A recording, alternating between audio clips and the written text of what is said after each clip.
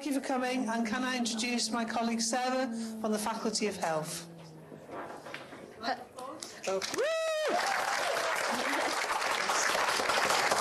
Hello everyone, I'm Sarah Hargreaves. I'm a researcher from the Mesothelioma UK Research Centre. And just for people that don't know, mesothelioma is a rare cancer caused by asbestos exposure. It's currently incurable, although there are treatments such as immunotherapy which can extend life. Mesothelioma in the past was considered to be a wonder mineral. It was imported into this country in vast quantities, and in fact in England at one point we had the largest asbestos factory in the world. It was used for materials such as asbestos boards, insulation boards, to lag pipes and boilers, but over time it became clear that it was a risk to human health, and workers that were exposed were developing mesothelioma. And in 1999, asbestos was banned in this country, but it wasn't the end of the story of mesothelioma, because workers that were exposed decades after that exposure were developing mesothelioma because of the time lag between exposure and developing symptoms.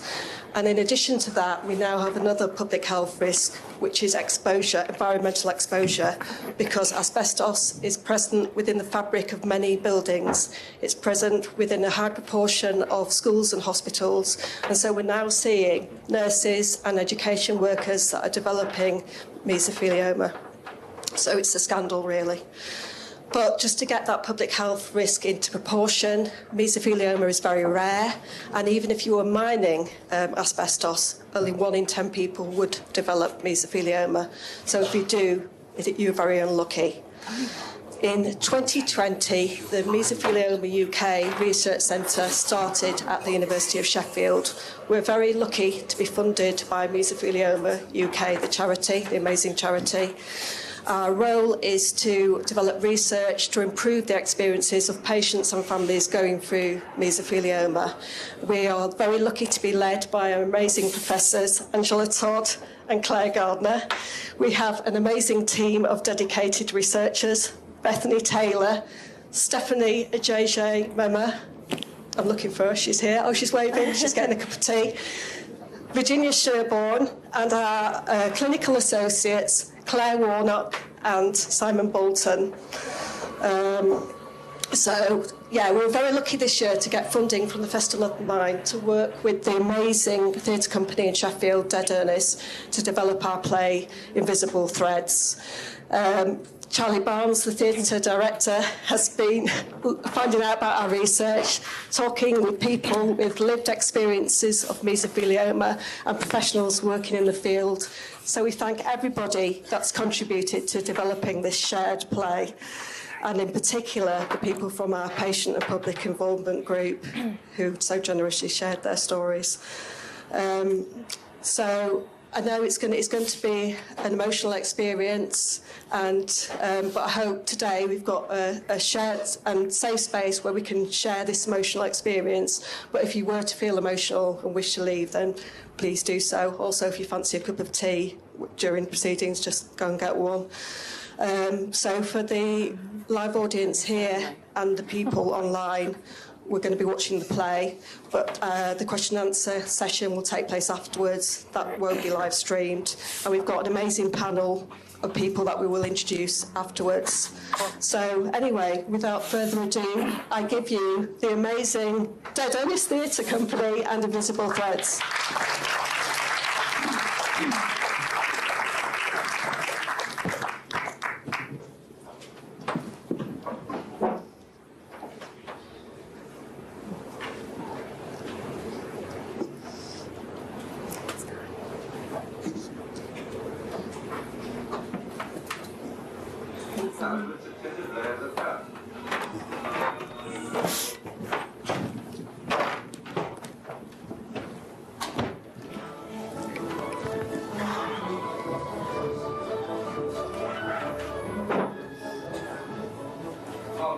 Millions of years ago, resembling the formation of a deposit called olive. As the years passed, it became covered with successive layers of earth. Then the rains came.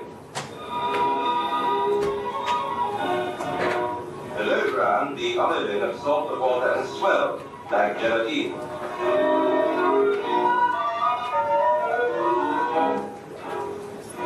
Eventually it dried out, leaving cracks and crevices which made a sort of rock matrix or mold. The silk-like fibers which grew in the cracks were the material from which asbestos was made.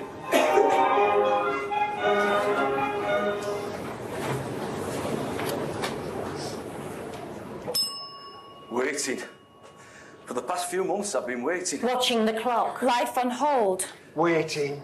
I do a lot of sitting around, staring into space as I wait.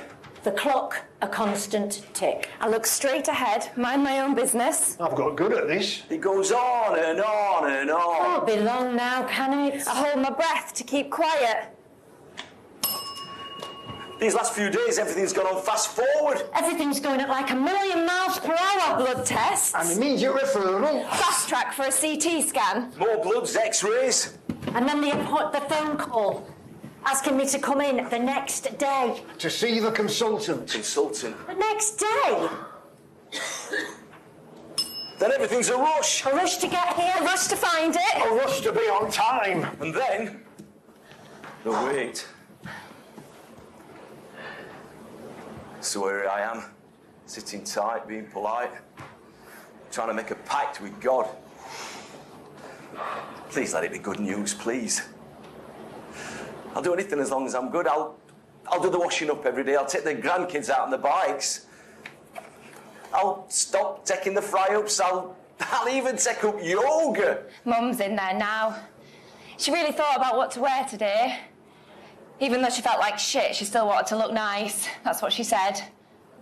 Typical mum, always wanted to make a good impression. Maybe a little part of her thought, if I look put together, healthy, I'll come over better, have a better chance of... I don't know. I know what he's going to say, and I'm okay with it. I'll manage.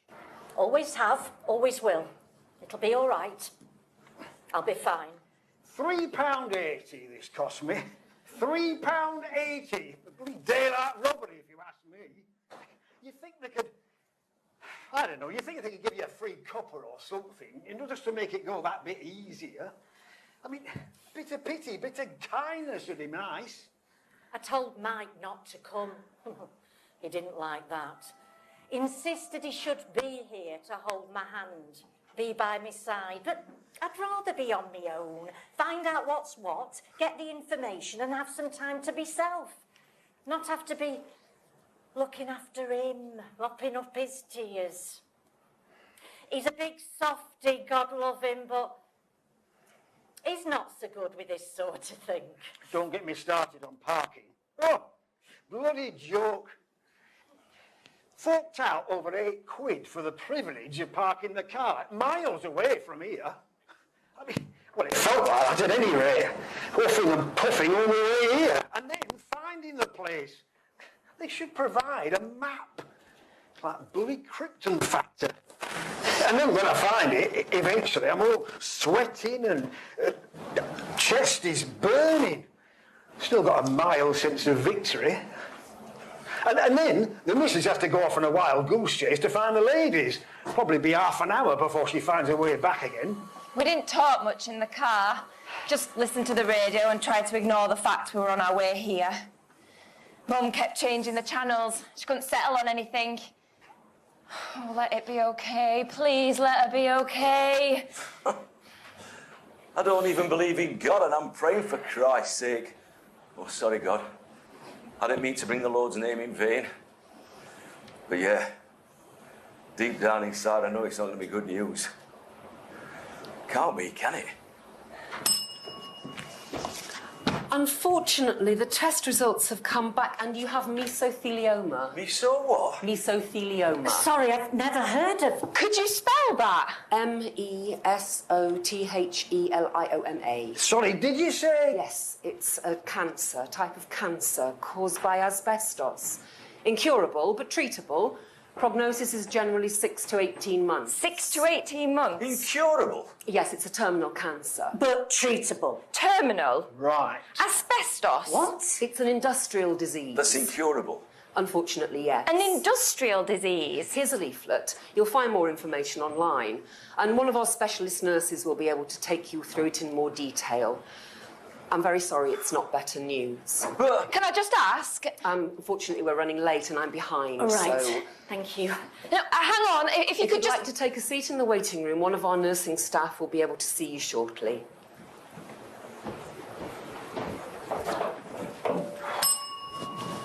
No big surprise. I've been waiting for this day for a long time. Incurable? fact, Terminal. Fact. brusque. Brittle. Brutal?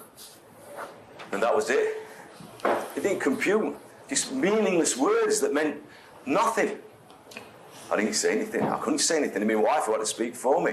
What was that? What did you say? What did you call it? She tried to write it down with the doctor. She said it so quickly, mesothelioma, just like that. 6 to 18 months, incurable. We've just got to manage the disease. I think that's what she said. I was handed to one of the specialist nurses. She was lovely. She said, "We are going to manage this disease." The way she said "we." That was nice, that. Felt like she cared, like she was on my side. She offered me a cup of tea. It tasted of nothing. There was talk of treatments for the cancer. With any luck, it might shrink the tumour, but when she tried to go into a bit more detail, my mind kind of fogged over. Nothing was registering. They told us about what support we could access, gave us some leaflets, said that a specialist nurse would be in contact. I don't think my mum heard a word of it. She didn't speak. It wasn't until we got in the car and looked at each other that she broke. We both broke. Dr. Newman, oncologist consultant. For those of you not in the know, much like many of the patients we see, I'll give you a brief overview of mesothelioma. So, settle in for a science lesson. I'll be testing you. Here's a diagram of the lungs and abdomen, something that you're probably all familiar with, yes? Mesothelioma is a cancer which affects the lining of these organs. It's often found in the chest, sometimes in the abdomen. Most often it's found in the lining of the lungs. It's generally caused by exposure to asbestos, which is a natural mineral. It was commonly used in industry until the 1990s.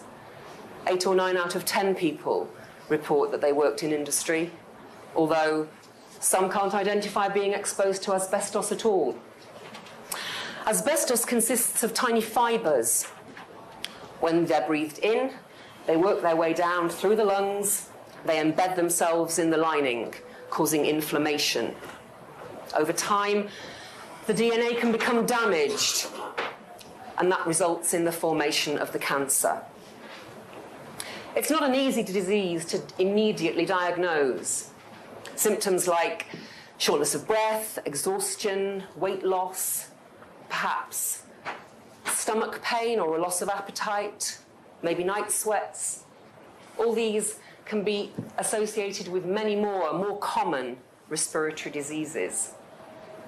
But mesothelioma is an insidious disease. It grows slowly. Often there's a latency period between exposure to asbestos and symptoms developing, and that can be anything between 15 and 60 years. There's always been a fear that one day this could happen. Always. I mean, we've seen what happened to some of my pals and my old workmates. But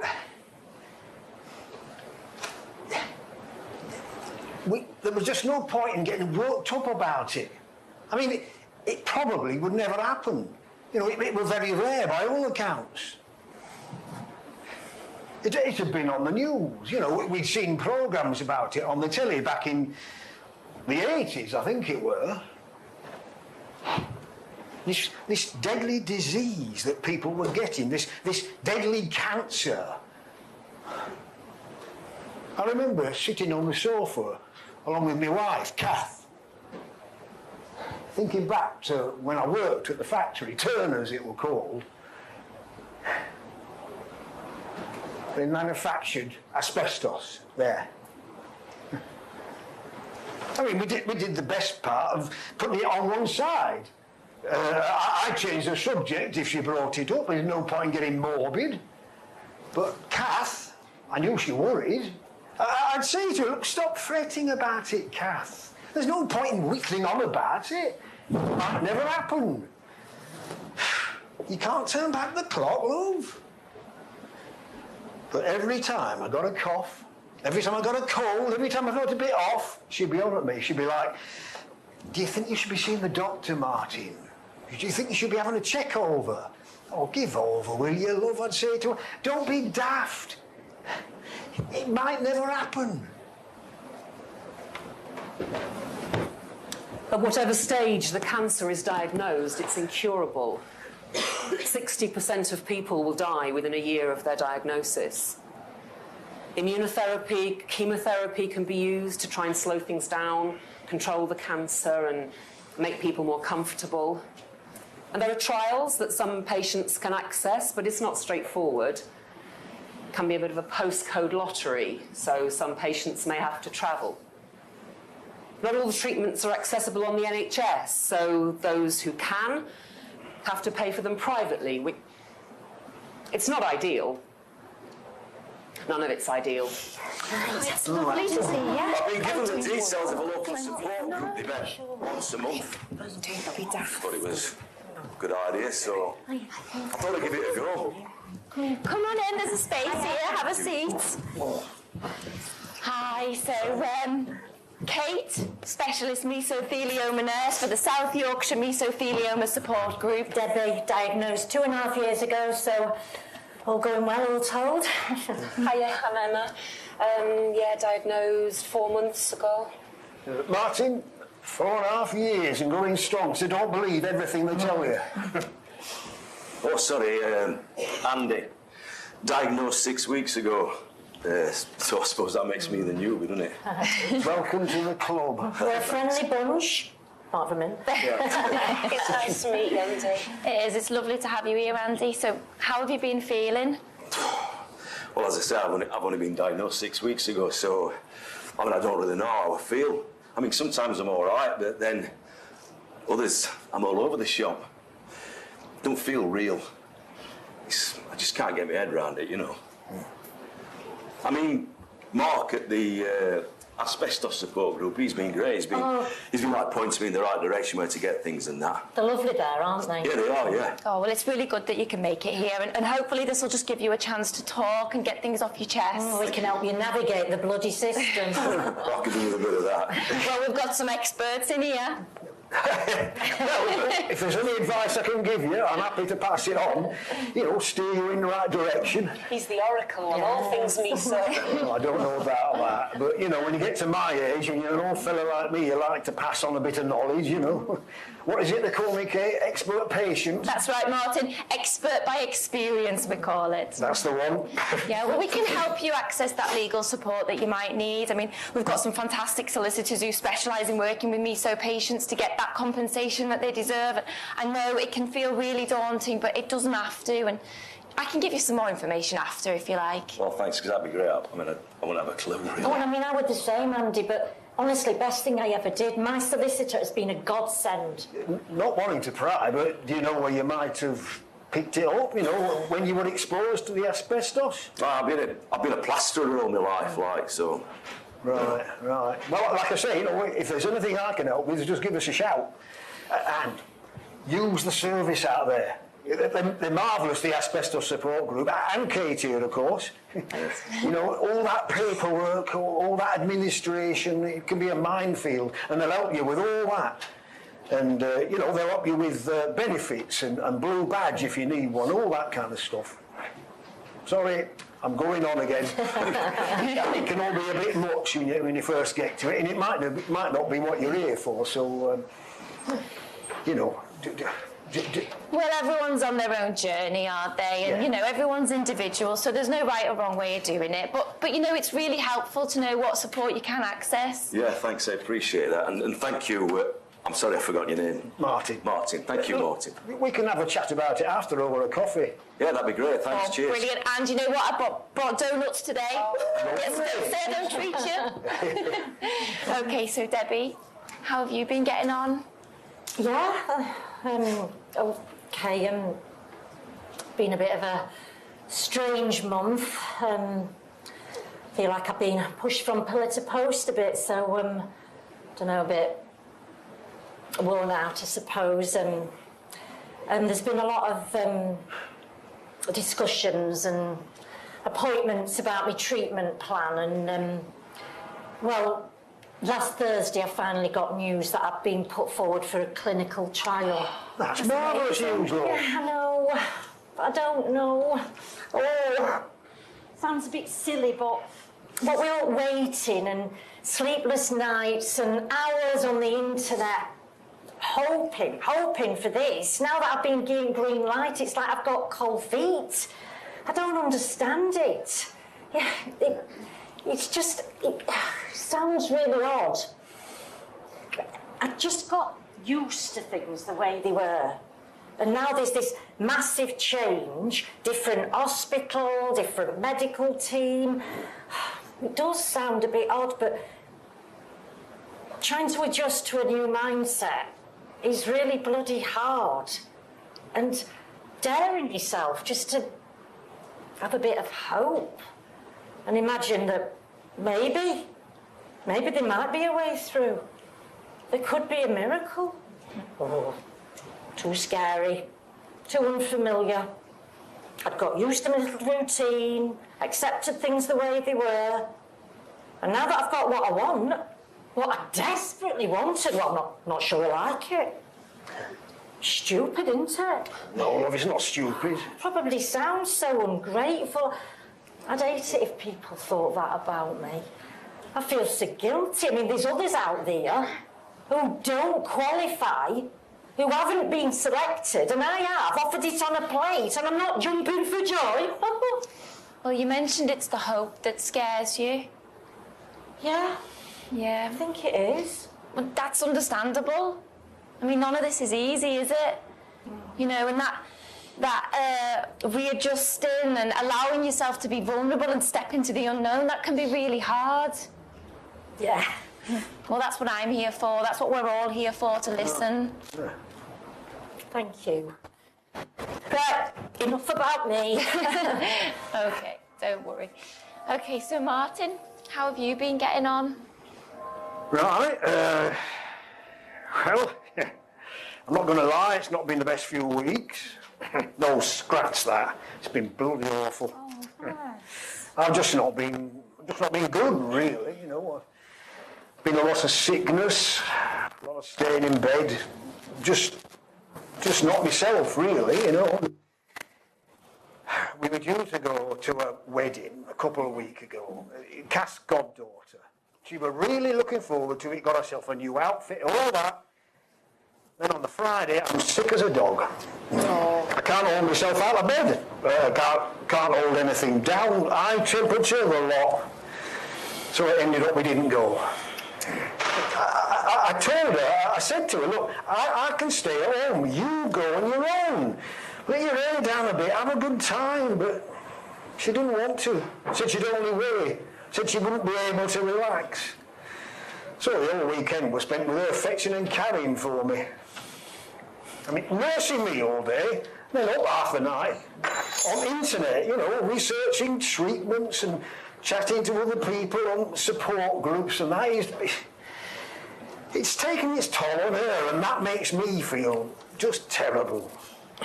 You'd do the same for her, though, wouldn't you? That's what my Steve says whenever I start getting all guilty about everything. He says, if we were to swap places, then you'd do the same for me. Yeah, well, I mean, of course I would, but I don't think I'd be as tolerant as she is, putting up with all my moods and you know, coping with all that logistics and the demands and everything like the red tape. It's enough to drive anyone mad. Right. Did someone mention donuts? I will get those donuts for you, Martin. Don't worry. Approximately 2,700 people die every year from mesothelioma. That's very cool. The UK has one of the highest recorded rates in the world. It's mainly more common in men, and more than half of people diagnosed are over 75, although that picture is changing quite rapidly. It's not a disease associated with a lifestyle choice. It's an industrial disease. Most people affected have done nothing other than go out and try and earn an honest living.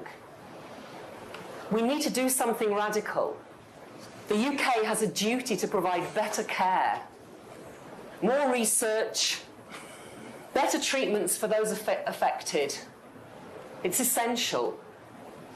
It was my first job after leaving school. Right. I was 15. 15. It was good and all. I mean, I liked having some money in my pocket. Right. Never really enjoyed school. So yeah, it was great. I felt like a proper adult, working man, out there getting a wage. We had a bit of a laugh, me and the lads. Didn't take the job too seriously. We were handling the stuff every day. Fistfuls of it. Chuffing hell. Yeah, no protective gloves, no protective clothing, nothing. No masks. Masks? There was no talk of any danger or any risk. I mean, no health and safety training, nothing of the sort. Well, there wouldn't have been in them days, would there? No. All we heard about it was this marvellous new pioneering product, asbestos. I can remember picking it up in clumps, packing it into balls, soft like silk it were, and then chucking it at each other, you know, like we were having a snowball fight. We had no idea. No idea. We were just big kids messing about. Messing about with a deadly substance. Yeah. I mean, I haven't been the same since I had COVID. I went to the GP, like, but I think he was a bit stumped. I ain't got a clue, so he sent me for loads of tests. Took ages. So I suppose it was that not knowing for all that length of time, that was the worst bit for me. Yeah. I mean, don't get me wrong, when I finally saw the consultant and it gave me the news, like, the whole world collapsed. I remember that feeling. Now, your family took it? I mean, I don't think they're coping very well with it, really. There's a lot of, I don't know, false hope. They said to me things like, "You'll be all right, Andy. You've always been healthy, you're a fighter." But I know that I'm not going to come out of this alive, am I? But they don't say that. So I suppose I can't really be honest with any of them. I can't really tell them how I'm feeling. That I'm scared. I'm terrified. It's a lonely place to be. I'm a terrible patient. I just get so tired. I feel like I've been steamrolled, and that gets me so frustrated. And then I just turn back in on myself. You know, I don't want to talk to anyone. No. I don't want to be around anyone. So I just shut myself away, shut door, and feel sorry for myself. Well, you're bound to. But then I feel so bad for Kath. I mean, she's had 4 years of this. He's wearing her out. I remember you saying, yeah, so you've lived with this for 4 years. No, more than 4 years. I mean, well, maybe that means it's not as quick or as sudden as it seems. I mean, that gives me some hope. So you see, the remarkable fire-resisting, sound-insulating product known as asbestos is not a vegetable plant, but a mineral, a piece of rock. Here are the main sources of supply. The practical uses of asbestos are very numerous. At least 18,000 articles are made of it, ranging from packing for steam engines and linings for friction surfaces to bulkheads for aeroplanes. A modern electric knife with a safety handguard is used to cut out the required lengths. For extra long lengths, a traveling table here. Bring the material to the server. No, not a member of a secret society, nor a medicine man, but an asbestos shield for firefighting. Mum, she's called Liz, by the way. She used to be a teacher. She was a brilliant teacher. She loved it. She just knows how to get the best out of kids, make learning fun. They all loved being in her class. So, yeah. She thinks that she was exposed when she was working in this particular primary school in Manchester in the late 70s. It had been built in the 60s and it wasn't in the best state of repair. There were some building works at one point and her class was moved into one of those porter cabin things, you know, the ones always freezing cold in winter and boiling hot in summer, never just right. Anyway, she thinks it was in that school where she ingested the asbestos. But she can't prove it. I mean, she probably could prove it if she wanted to. We could go down the legal route. I suppose we could get quite a big payout if she chose to pursue it. I've read about a lot of other teachers who got compensation from county councils and stuff, but she just doesn't want all that. What makes me feel so sad is that she gave her life to teaching. She poured her heart and soul into it. Her classroom was always so beautiful. She had the most amazing displays. Art was her thing, you see. And it's possible that just by putting a drawing pin into a wall that contained asbestos, just that tiny little pinprick was enough to release the deadly substance. We'll never really know. Right, the compensation bit. Where do we start? Good question. Let's start with the easy bit. Yes, so, as mesothelioma is classed as an industrial disease, people are immediately entitled to compensation from the government. Even if they can't pinpoint when or how they were exposed to asbestos, they receive a payout. It's not a huge amount, a few £1,000s. Enough to help with the daily cost of living. Help cover the expenses for travel, that type of thing. People newly diagnosed are immediately referred to their local asbestos support group. One of their workers will phone them a day or so later once the news has sunk in a bit. They offer help with all the admin, as well as giving emotional support. They make a massive difference. When people are getting to grips with the diagnosis, they can take the pressure off. Fill out forms that feel like an impossible task. Help them apply for the benefits they're entitled to.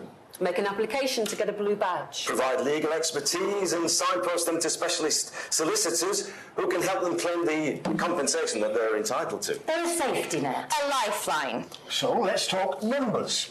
Each year, the government pays out £4.3 million in claims for asbestos-related illnesses. Although when you think that 2,700 people die of the disease each year, it's not that much, is it? Then there's the claims that are more specific. Claims where companies at fault are sued. Then we're talking about significantly bigger payouts. Sometimes in the tens of thousands. It can be a bumpy ride. Companies don't always accept liability. They'll find loopholes, drag things out. But they are incredible lawyers, experts in the field. They can take the pressure off, have your back, make everything a little smoother, easier. And when patients win and are awarded compensation, they feel taken seriously. And listened to. When companies have admitted their wrongdoing and taken the blame, there can be comfort in that. Closure. But there's plenty who don't want to go down that route. They want to live out their lives as best they can. Make the most of what they've got left. There are no winners. There are no winners at all. Thanks, Debbie. Cheers. Oh, it's good to see you all. It's nice to be here. Great. So, who would like to kick things off? Share how you've been. Well, I'll go first if that's all right. Of course. You don't mind a bit of a rant? Right, it's just something somebody said to me the other day at my chemo appointment. I was sat there with me, me dripping my arm, and I'm sat next to this bloke, and we started chatting like you do. And then he said, it is what it is. It is what it is.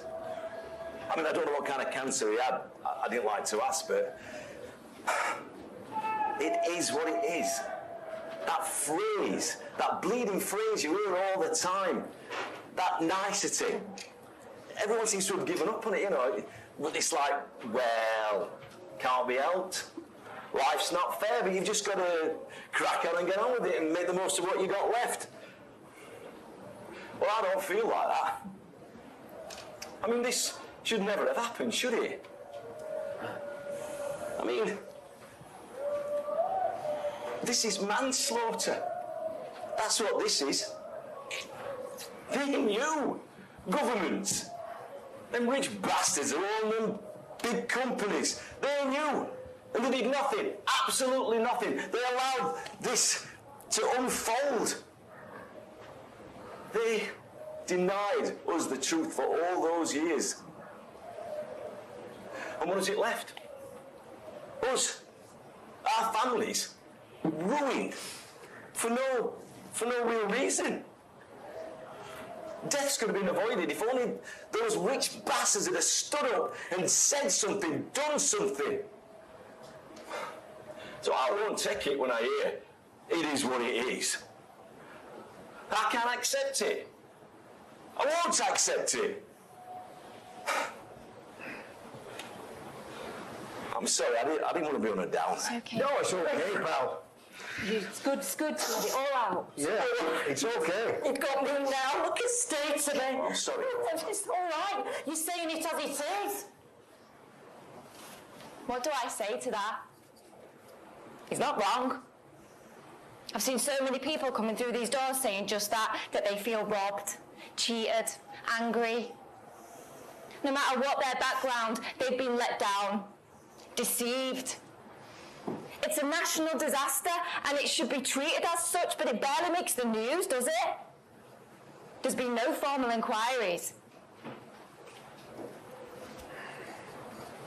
Other tragedies, I don't know, the Hillsborough disaster, Grenfell, the infected blood scandal, all of those have quite rightly had proper inquiries. People have been held accountable, and that is important, essential. I wish I could say that things are going to get better, but they're not. Up until recently, it was just people who worked in industries, or mainly people who'd worked in industries that have been affected, you know, builders, construction workers, painters and decorators, welders, factory workers. Often older men who don't kick up a fuss, don't make much noise. Well, now there's a new wave of people coming through, often younger people in their 30s or 40s, nurses, teachers, medical professionals. It's a worry. Do you know, 86% of our schools and 90% of our hospitals to this day contain asbestos. Incredible, really, isn't it?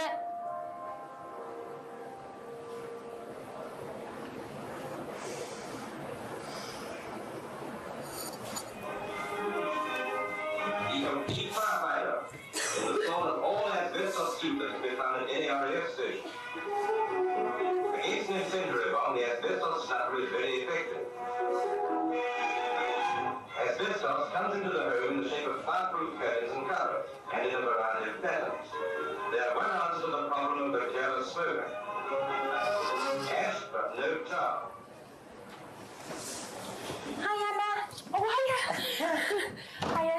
Oh, it's lovely here, isn't it? Hey, you picked a nice spot. Yeah, I like this bench. We should have booked a picnic. For some reason. Yeah. Well, it's a very nice bench. I'm glad you suggested this. Yeah, well, it's good to get away from the group. I love the group. Yeah. But I find it quite hard to speak up sometimes. I think I'm better one-to-one. Yeah, well, some of them don't know when to shut up. Well, that's all right. You're a private person. Yeah, I didn't used to be like that. Used to be quite active, really sociable. I was the one that you'd have to drag home at the end of a night out. No. No, honestly, I was. You're a dark horse. I know. So when I started getting all the fatigue, I didn't know what was happening. And getting the diagnosis was like a body blow.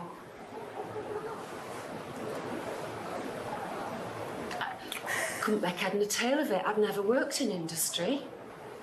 Hadn't been a nurse or a teacher. Well, what did you do? Didn't even work in offices. I worked in sales, so I was on the road or at home. How did your chemotherapy go? I forgot to ask. Oh, it's all right. Sorry. It's all right. I'm better this week than I was last. Oh, well, just tired. You have to get out a bit. You have to get out while you can. Enjoy a bit of nature. It's a beautiful day. Oh, look at those little ducklings. Oh, so fragile. It's funny, isn't it, how little things I used to take for granted have so much more meaning nowadays. It's nice to have a bit of warmth on our faces. So how did you get here? Number 49 bus, love. I mean your meso journey, not your bus journey. Right, well, OK. Rewind. My first husband, Colin, bless him, I have absolutely no doubt that he got it from his work as a builder. He handled the stuff his entire working life. He'd come home with his work gear covered in the stuff, and I would put it in the wash. Didn't think anything of it. But every time I did that, I was breathing in invisible threads. I had to watch Colin suffer, but for him it was very quick. He got ill, and 6 weeks later he were gone, leaving a chasm that's never gone away. And so for me it was very clear that his job was at the source of it, which, although terrible, was at least straightforward. There was a payout which made life a bit easier. But I was always living on a knife edge. I knew that one day all those months and years of putting his gear in the wash would come back and bite me on the bum, and it did. My story's not that unusual in the meso community. My story's nothing like that. I'd never even heard of mesothelioma. And when I started to go down the compensation route, you know, finding past employers, well, I didn't know where to start. And then one of my meso nurses asked me if I'd ever used talc, talcum powder. And I had, all my life. Well, we all did. I used it on the kids. Oh, my mum did. It was part and parcel of the nappy change. And I just carried on with it, you know. Used it after the bath, after the shower. Just an automatic thing. I didn't think anything of it. So when they said that talcum powder contains tiny particles of asbestos, I couldn't believe it. Like something so pure and so innocent could be so dangerous. I can't prove it, but I'm 99% sure that's how I got it. You're right about nature. And spring's coming, lighter nights. Yeah, longer days.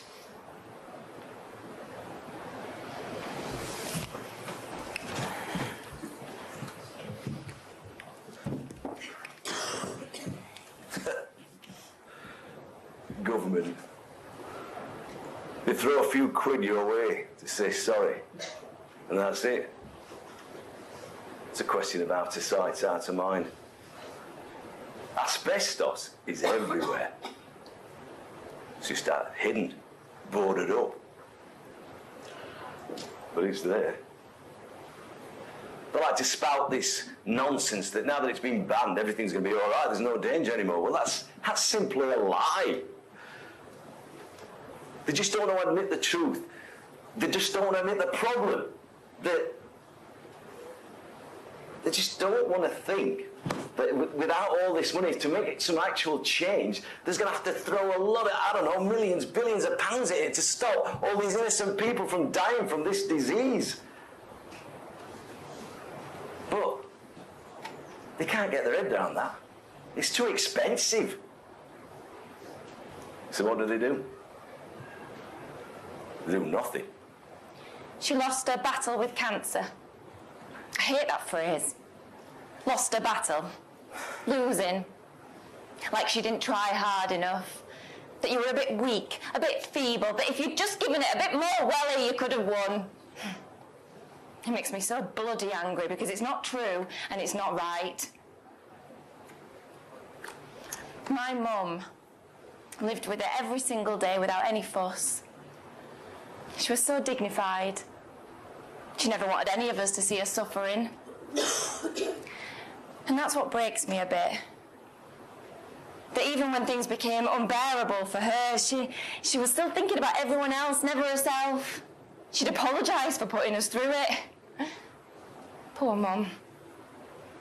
I mean, I don't really have a voice. There's nothing I can say or do is going to make Apeth a difference. I don't even have the time. I don't have the energy to shout about it or fight. Getting out of bed in the morning, trying to have a normal day. That can be a battle sometimes. Taking the dog for a walk, making a cup of tea. That can be a fight in itself. So, you know, kicking up a fuss and lobbying Parliament, that ain't going to happen.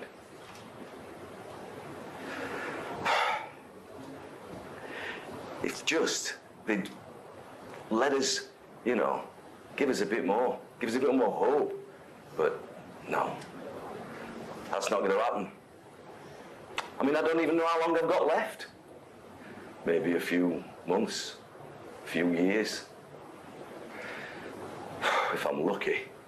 But I'm not going to spend that time wasting my energy on getting negative and angry and fighting the system when I know damn well that I'm not going to win. She had so much pride. Even in the last couple of weeks, she really cared about how she looked.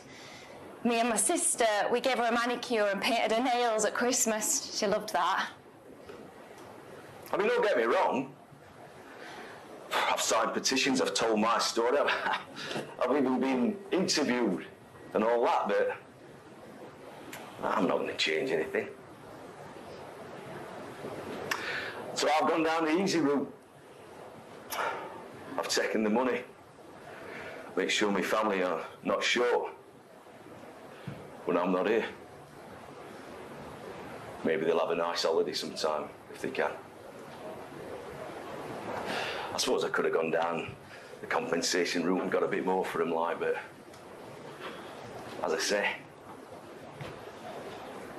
I ain't got the fight. She lost a lot of weight really quickly. It's like she kind of faded away in front of us. But her soul, her sweet, kind soul was always there. Such a beautiful, kind soul. She was so grateful for everything. She'd always say how lucky she'd been. What a lovely life she'd had. Her family, her career, her special memories. I think that helped her a lot. Focusing on the good things rather than thinking too far ahead. So I've found a special place in my head where I've taken all that anger and I've put it in a tiny box. And then I've wrapped it with the strongest sellotape or gaffer tape till it's weight tight and nobody can open it. And then I've shelved it. I've put it away so that nobody can open it. Because if I unpack that, it'll eat me up. I mean, this cancer's eating me up, but there's nothing I can do about that. But I can focus on what I want to do and think about what I want to think about.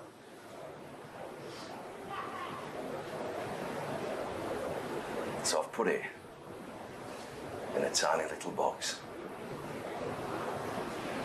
When I'd given my mum her meds at night, turned off the light and I knew she was okay and asleep. Sometimes I'd slip outside and I'd stand at the bottom of the garden and I'd just take in the darkness, the silence, I'd look up at the stars and I'd focus on the brightest one and allow myself a moment to stop, to breathe. And I'd whisper into that darkness, why? Why, Mum? Why us?